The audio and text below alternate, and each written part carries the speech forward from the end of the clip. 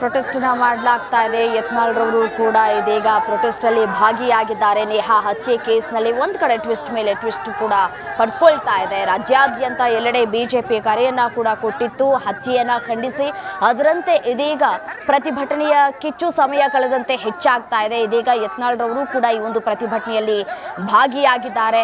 ನೇಹಾ ಹತ್ಯೆಯನ್ನ ಖಂಡಿಸ್ತಾ ಇದ್ದಾರೆ. ಈ ರೀತಿಯಾಗಿ ಹತ್ಯೆ ಮಾಡಿರೋದು ಸರಿಯಲ್ಲ ಅಂತ ಹೇಳಿ ಅವರು ಕೂಡ ಪ್ರತಿಭಟನೆಯಲ್ಲಿ ಭಾಗಿಯಾಗಿದ್ದಾರೆ. ಫಯಾಜ್ಗೆ ಸರಿಯಾದ ಕಠಿಣ ಶಿಕ್ಷೆಯನ್ನ ಕೊಡಬೇಕು ಅಂತ ಹೇಳಿ ರಾಜ್ಯ ಸರ್ಕಾರದ ವಿರುದ್ಧ ಒತ್ತಡವನ್ನ ಕೂಡ ಹೇರಲಾಗ್ತಾ ಇದೆ.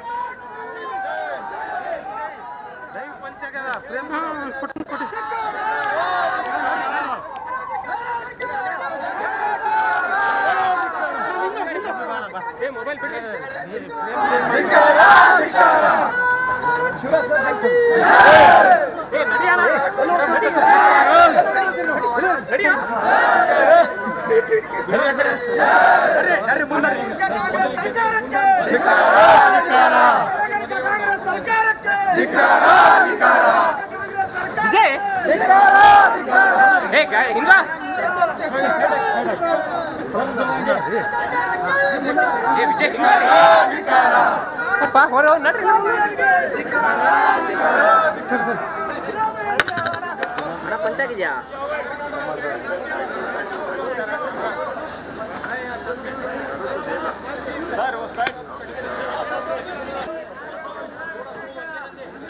ಇಂಥ ಸರ್ಕಾರ ಮುಂದೆ ಬನ್ನಿ ಕುತ್ಕೊಬಿಡಿ ಬೆಸ್ಟ್. ಇವತ್ತು BJP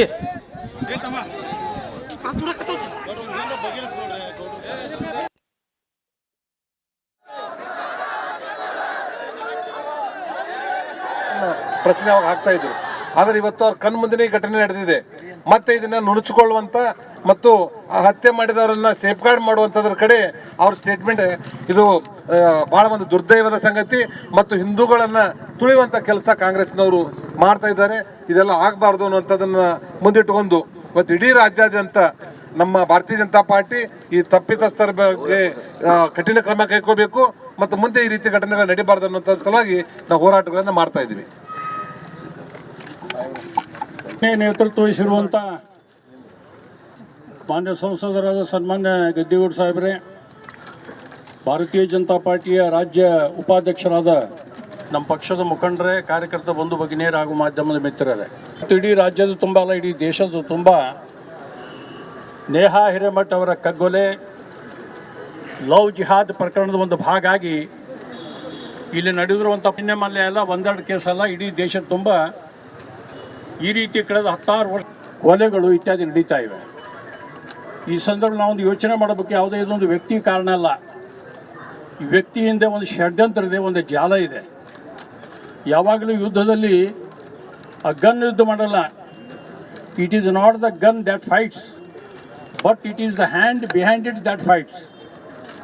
even it is not the hand that fights. ಯುದ್ಧದೊಳಗೆ ಗನ್ ಯುದ್ಧ ಮಾಡೋಂಗಿಲ್ಲ. ಗನ್ನನ್ನು ಟ್ರಿಗಾರ್ಡ್ ಮೇಲೆ ಬಟ್ಟಿಟ್ಟು ಅದನ್ನು ಒತ್ತಿ ಫೈರ್ ಮಾಡ್ತಕ್ಕಂಥ ಕೈ ಕಾರಣ. ಕೈಯಿಂದ ಕಾರಣ ಅಲ್ಲ, ಕೈ ಹಿಂದಿರೋ ಒಂದು ಮನಸ್ಸು ಇರ್ತದೆ, ಆ ಮನಸ್ಸು ಕಾರಣ. ಅದಕ್ಕೆ ಇಲ್ಲಿ ಯಾವುದೋ ಒಬ್ಬ ವ್ಯಕ್ತಿ ಆ ಯುವತಿಯನ್ನು ಕೊಂದ ಅಂಥೇಳಿ ವ್ಯಕ್ತಿ ಮೇಲೆ ಆರೋಪ ಮಾತ್ರ ಮಾಡಿದೆ. ಆ ವ್ಯಕ್ತಿಯಿಂದಿರುವಂಥ ಜಾಲ ಯಾವುದು, ಅದು ಷಡ್ಯಂತ್ರ ಯಾರ್ದು, ಇದಕ್ಕೊಬ್ಬ ಮೂಲ ಪುರುಷ ಯಾರು, ಅದನ್ನು ಹುಡುಕಬೇಕಾಗ್ತದೆ.